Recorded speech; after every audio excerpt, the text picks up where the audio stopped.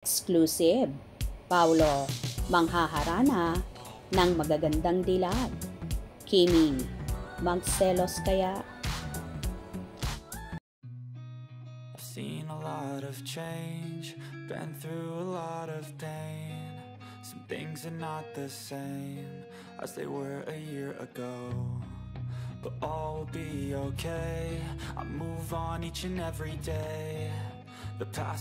Mabenta talaga si Paulo Abilino sa iba't ibang event ngayon.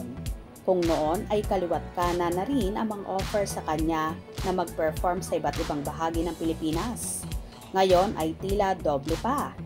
Aba, halos sa isang linggo ay sunod-sunod ang mga eksena niya at bongga dahil mabenta siyang magpasaya sa mga beauty queen o magaganda, mga sexing dilag sa Pilipinas.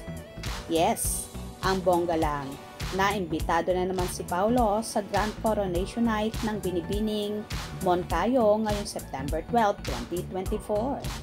Ang Moncayo ay makikita sa Davao de Oro. Anyway, bukod kay Paulo na very prominent ang picture sa poster ng Binibining Moncayo, makikita rin si Jeric Gonzalez, ang beauty queen na si Carla Henry, na mag-host ng beauty pageant kasama si OJ, si Mafranca. Ka-join din bilang mga hurado ang mga former beauty queen na tulad ni Shamsay Supsub, Lee Ariela Arida, Kelly Day, Hannah Arnold, pati na ang runway coach na si Ian Mendahar. At join sa event sina Albert Andrada, Howell Pantuliana.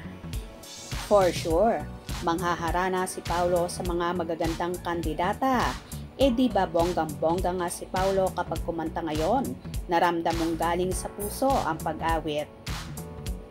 Kaya mas dumarami ang kinikilig. At for sure, susugod na naman sa event na yan ang mga tagahanga nila ni Kim Chiu.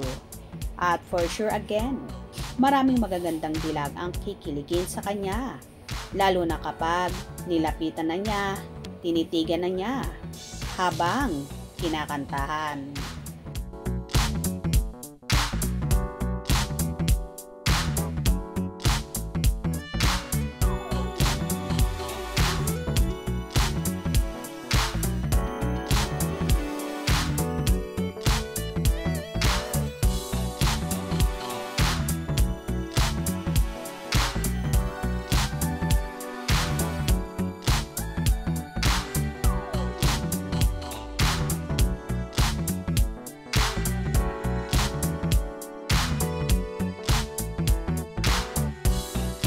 Pagselos kaya ba si Kim Chiu kapag napalibutan na ng magagandang dilag si Paulo? For sure hindi. Dahil sa tingin ko nga secure nga si Kim na sa kanya lang nakatutok ang mga mata ni Paulo ha. Kilig yarn. Bonggang-bongga. Malaki kasi ang tiwala ni Kim kay Paulo at ganun din naman ang aktor sa dalaga. Kaya walang dapat ipagselos dahil alam naman ni Kimi na siya ang one and only love ng actor. Hope you enjoyed. Please subscribe for more info.